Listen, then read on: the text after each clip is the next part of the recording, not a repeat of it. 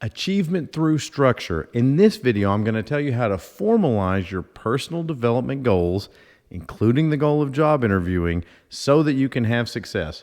I'm going to take you start to finish through it. What up, fam? Dr. James W. Stalkup, aka Jimmy Joe Coltrane. I'm like the future of helping your future. Let's get started.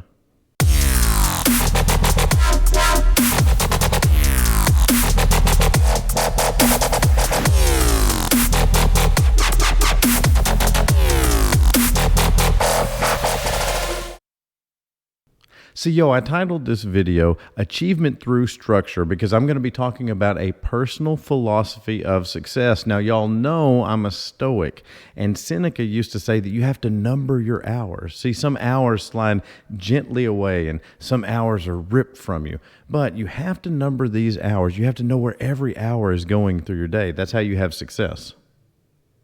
So what happens when people are job interviewing? They say, I need to learn how to job interview. 95% never practice their job interview or do any sort of training. And then of the remaining 5%, some of them buy a book and read it, which is fine. And some people kind of do some Google searches and maybe read some articles, maybe watch some YouTube videos. I make videos for people who want to get jobs. Did you see my video on the virtual job interview set? I make videos for people who are willing to use studio lights and good audio to best their competitors. I'm not teaching someone to be a kind of good interviewer. I am teaching people to defeat every person who they go up against.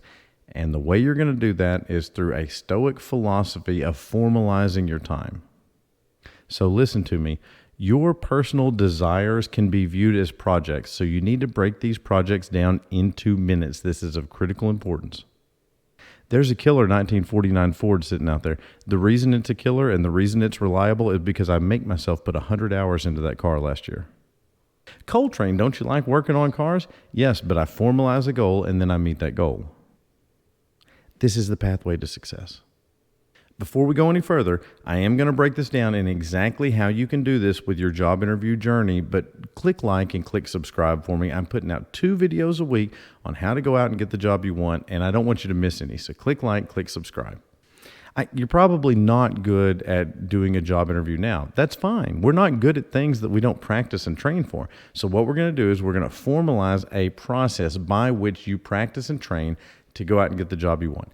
How much time are you willing to devote a week to this? So this is where I get into arguments with people because I don't think it takes that long. I think right now, if you commit to 30 minutes a week in learning how to job interview, you will be able to beat everyone out there. So what happens is there's a fallacy of our own perception. We think we devote more time to something than we actually do. I have taught this for years. I've taught this to doctors. I've taught this to people who've sought me out. One night I was out having dinner and somebody came up to me and said, hey, I heard you're the guy who actually breaks down life into minutes and tells people how to keep track of this. And I said, sure, pull up a chair. We'll talk about it. Not really good when you're on a date, but somebody needed help. First off, figure out how much time you can devote to it, okay? Don't do something irrational. Don't say, I'm going to devote 10 hours a week to learning how to job interview, unless you're prepared to devote 10 hours a week. Now, I'm not a big advocate of actually scheduling this. I don't like the idea of from 2 to 3 on Sundays, I'm going to study this. I don't want you to schedule it. I just want you to arrive on a number of minutes, and I don't care what that number is. Here's why we're doing this. Human beings like reward. Look at the gamification of apps on a cell phone. We like reward. But when we look at big projects like this, we think, oh, the reward is in the completion. You're going to have to stop your brain from thinking that. So here's what I mean by that. Look at these apps that we have on our phone. It doesn't reward us for some huge goal. What it does is rewards us along the way. Congratulations, you've done this. Good job, you've done this. And it makes chimes and it makes little graphics. So you have to condition yourself to do that in your own life. If you get a classic car, it may take you 1,000 hours to restore it. Now, if you celebrate a 1,000-hour restoration, you're not going to be celebrating very often. But if you say, I'm going to put 2 hours in on that car a week, and you celebrate every week when you put 2 hours in, you're going to get a lot closer to your goal. That's going to translate into success. Formalize this goal. I'm going to spend 30 minutes a week learning to job interview. Now, you take an index card, and you put it by your nightstand or somewhere where you can find it and put a pin right with it, and you're going to log the minutes that you do in this process. For example, you might listen to a 15-minute YouTube video while you're driving to work. Just listen to the audio from it. That counts for 15 minutes. Now you write that down. You may say, I'm getting kind of tired tonight, but I think I could read a 7-minute article on job interviews. So you go to www.stoicstalkup.com and you read a 7-minute article. And then you note down your minutes, and once you've hit 30 minutes, you're done for the week. It will feel good. You will condition your brain to seek that out.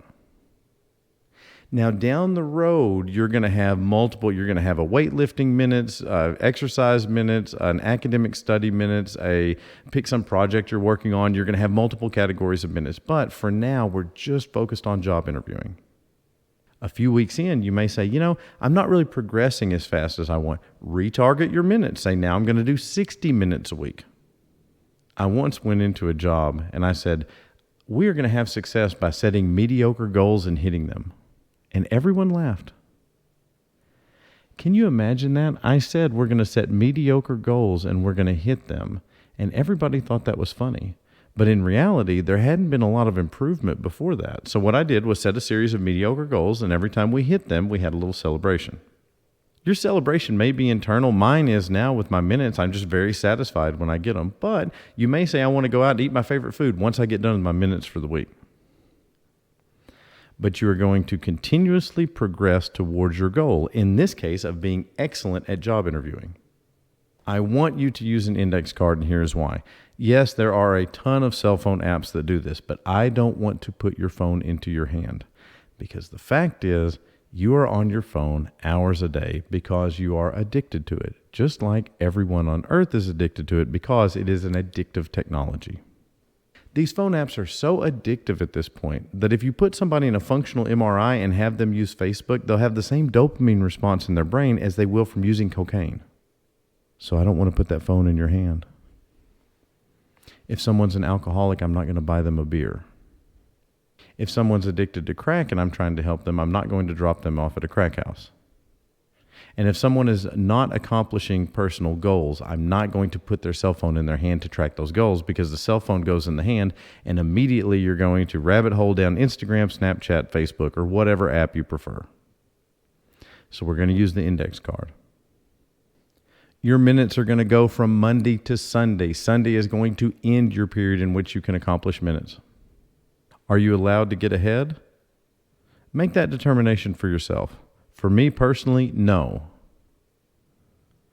I don't believe you should be able to bank minutes for the next week. And what I'm saying is, if you get 40 minutes this week, let's assume your target is 30. If you get 40 minutes of job interview study this week, I don't think you should carry over that 10 minutes and count it for next week.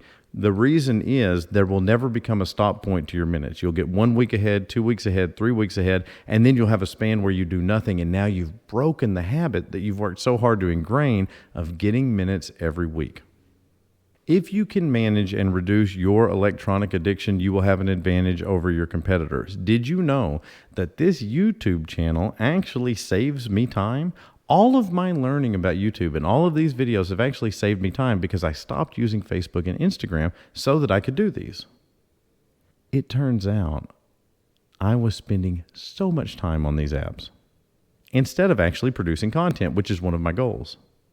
One of my formal goals is to publish 2 videos and 2 blog posts along with some syndication every single week. That's also why you should subscribe so you don't miss any of them.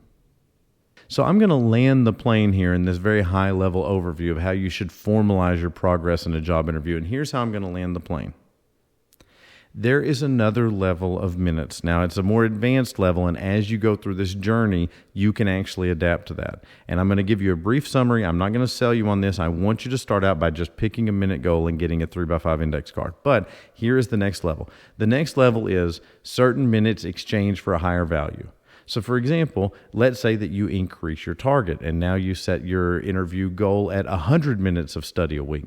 But it's very hard to get interview partners, and you know that part is critical. You know you're going to have to practice your virtual interviews especially. So you say, every minute I spend in an interview counts for 2. Like what you're doing is you're handicapping those minutes. Pick whatever you don't like, whatever you least like, but you still know is important, and count that as more minutes. I'll leave you with this example. I had a farm, and one of the things I did not like doing is running the tractor outside. Yo, Coltrane, that seems like that would be really fun. It's not really fun when you're out brush hogging on a 100-degree day on a 1952 tractor. But what I love doing is I love being in the shop and working, maintaining machines, doing all my mechanics and things like that.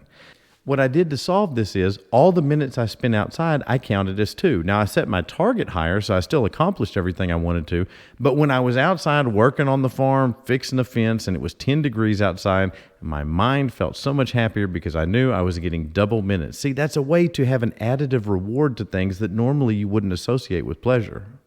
I know that achievement through structure is very odd. As you listen to this, you're like, I am becoming a project manager for my own life, which is exactly what you should do if you want to accomplish a lot. Thanks for watching.